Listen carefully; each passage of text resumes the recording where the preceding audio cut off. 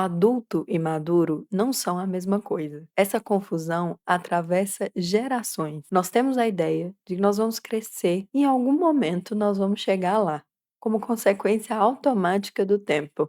Mais ou menos ali aos 30, 40 anos. E nós temos a ideia que amadurecimento é um acúmulo de anos, de experiências, de cicatrizes.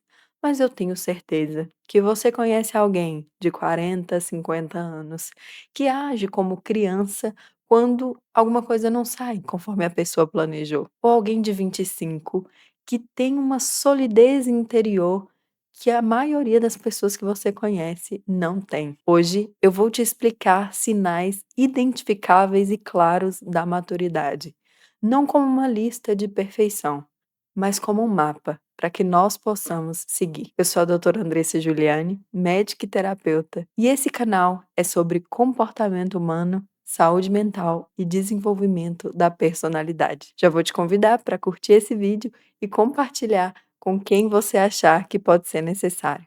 Também se inscreva no canal que toda semana tem vídeo novo. Esse é um dos temas mais frequentes nos bastidores do meu trabalho.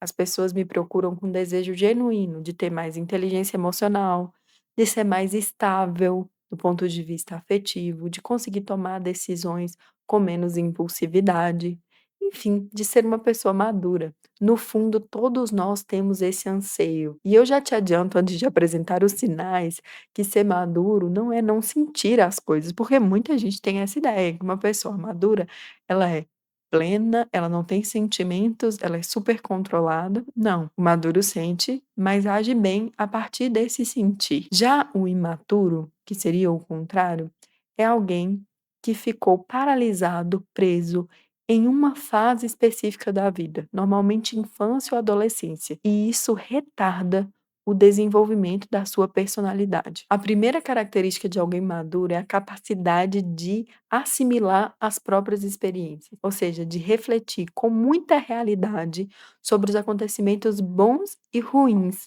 da sua vida e o que você teve uma influência sobre aquilo. Exemplos: na sua primeira infância, o maduro consegue olhar e ver que foi essencial e fundamental para você viver que alguém te desse banho, te alimentasse, te higienizasse, atendesse às suas necessidades básicas, ou seus pais, ou quem cuidou de você, e o maduro consegue enxergar isso. É uma dívida impagável. Por exemplo, você pode ter pais muito ruins, família muito difícil, mas o maduro consegue enxergar esse cuidado e esse amor. A segunda coisa, por exemplo, consegue enxergar o seu egoísmo em várias fases da sua vida e o quanto esse egoísmo pode ter gerado brigas com amigos, com irmãos, com primos, com familiares, e ele enxerga esse egoísmo e age a partir disso. Ele também enxerga, por exemplo, quantas vezes que ele foi generoso e vários caminhos se abriram a partir disso. Ou enxerga o quanto a sua preguiça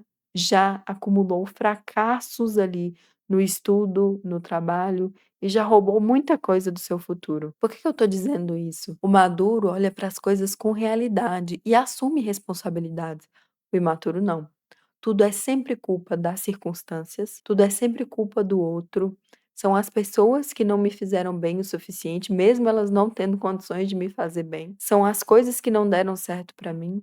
Nada é responsabilidade minha. O imaturo sempre foge e, na verdade, ele nunca reflete. Ele vai vivendo a vida, sem refletir de fato sobre os acontecimentos. Ao imaturo falta consequência, rumo, direção. Nisso, os animais são bem superiores a nós. Por quê? Eles não caem duas vezes no mesmo lugar. Se eles comem uma coisa que uma vez os fizeram mal, eles não vão fazer isso de novo. Nós não. Nós caímos repetidas vezes nos mesmos erros, às vezes por falta de reflexão e às vezes por falta de humildade mesmo, por achar que tudo bem, a gente vai ser forte o suficiente para passar pelo mesmo risco de novo. É bem comum em um término de relacionamento a pessoa dizer assim: olha, ele nunca me aceitou, ele nunca me compreendeu. Será que nunca mesmo? Falta, às vezes, a nós uma reflexão, por pior que a pessoa tenha sido conosco.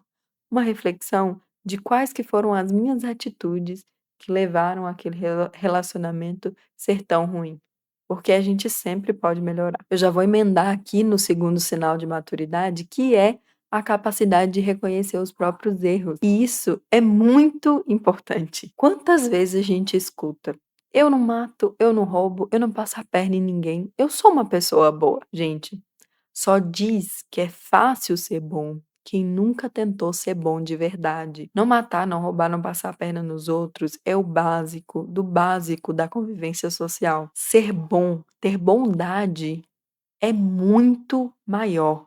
É realmente ter o firme propósito de corrigir todos os dias os próprios erros e de fazer coisas cada vez melhores. Então, a pessoa madura sempre vai fazer exame de consciência. Ao final do dia, essa pessoa sempre vai refletir: o que eu fiz de bom, o que eu fiz de ruim, o que eu posso fazer diferente amanhã. Você pode falar assim: ah, mas eu não tenho tempo, minha vida é muito cheia, como é que eu vou fazer exame de consciência? Parar alguns minutos para pensar o que eu fiz de bom, o que eu fiz de ruim e refletir, enfim. Na verdade, não é falta de tempo, é falta de meditação.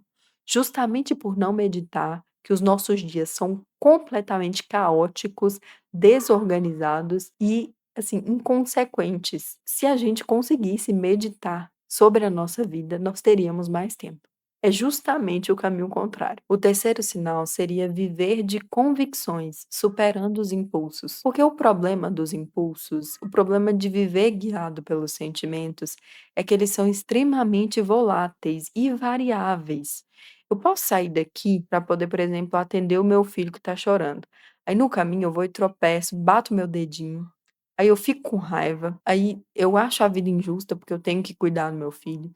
Aí eu já desço assim com extrema raiva, extremo desdém, aí eu trato ele mal, ele fica mais nervoso, ele chora, aí eu fico impaciente, eu vou e desço, queimo a comida, enfim. Se a gente for sempre guiado pelos nossos sentimentos, nossa vida vai ser completamente caótica. E o imaturo é guiado 100% pelos sentimentos, pelo frio, pelo calor, pelos impulsos, por como que tá o meu ânimo ali no mesmo dia. Se eu não tenho uma convicção clara, um propósito para as coisas que eu estou fazendo, tanto na minha vida pessoal quanto no trabalho, toda e qualquer variação exterior a mim vai mudar o meu estado de ânimo. Uma característica de uma pessoa madura é a equanimidade, ou seja, eu ter um ânimo o mais estável possível, apesar das coisas exteriores. Eu volto a dizer, ser maduro não é não ter emoções, mas conseguir ponderar e controlar essas emoções. Então, uma pessoa madura, ela é previsível.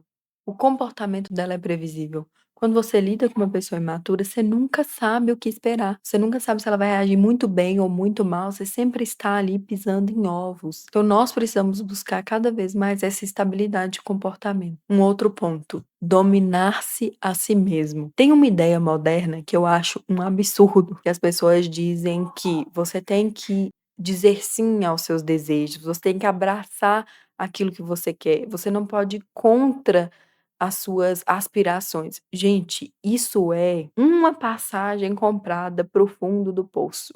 Quem trabalha com dependente químico, como eu, por exemplo, sabe disso. Se a gente for dizer sim às nossas vontades e aos nossos desejos, nós podemos perder absolutamente tudo nessa vida. Parece ser bom no início, mas na verdade é péssimo.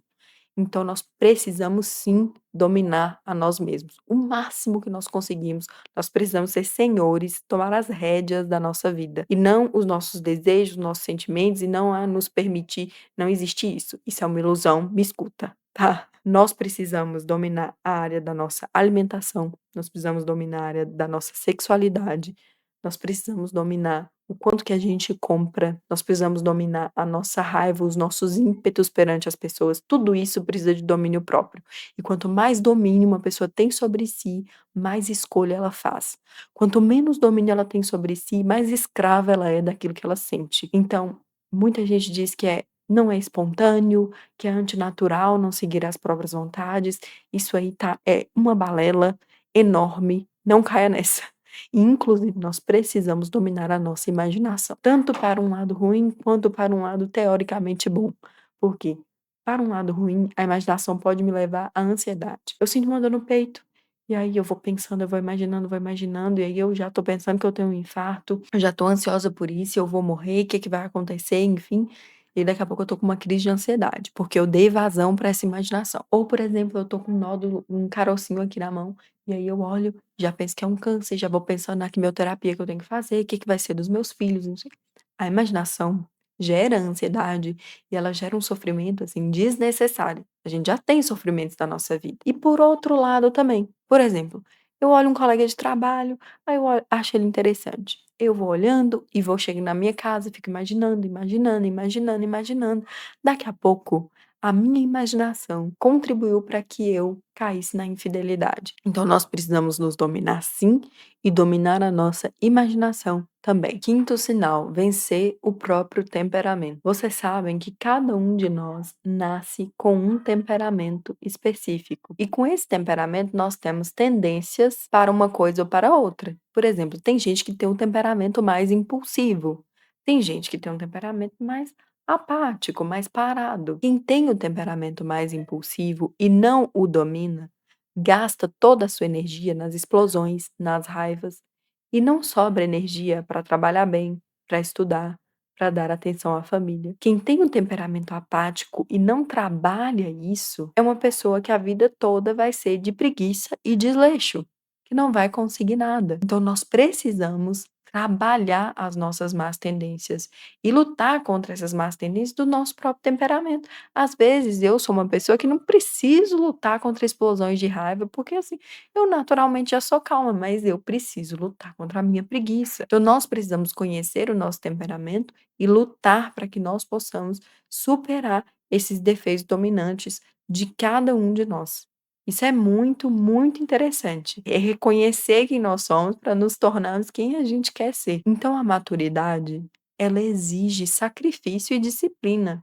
É impossível ser maduro sem travar de verdade uma luta contra a imaturidade, porque o natural é ser imaturo. A maioria das pessoas, inclusive, é. Então, se eu não fizer nada, pode ficar tranquilo, eu vou ser imaturo. O difícil, ao contrário, é ser maduro. Um sim, ele compõe muitos nãos. Então, para chegar à plenitude da maturidade, uma pessoa ela precisou ter várias pequenas vitórias sobre si mesmo, sobre o seu temperamento, sobre as suas más tendências. Todas as vezes que nós pensarmos em sermos maduros, nós precisamos pensar na palavra luta. Bom, eu vou interromper esse vídeo aqui, porque eu já falei 5 sinais da maturidade. Existem mais sinais que eu vou gravar no próximo vídeo, mas eu espero muito que você tenha gostado desse conteúdo e que você tenha tirado vários bons propósitos para poder fazer e corrigir em você mesmo, para que a gente possa alcançar junto essa maturidade. Não se esquece de se inscrever no canal, de ativar o sininho de notificações e também de comentar aqui para mim em que área, em que ponto desses 5 pontos que você precisa melhorar. Até mais e até semana que vem, no nosso próximo vídeo sobre os sinais da maturidade.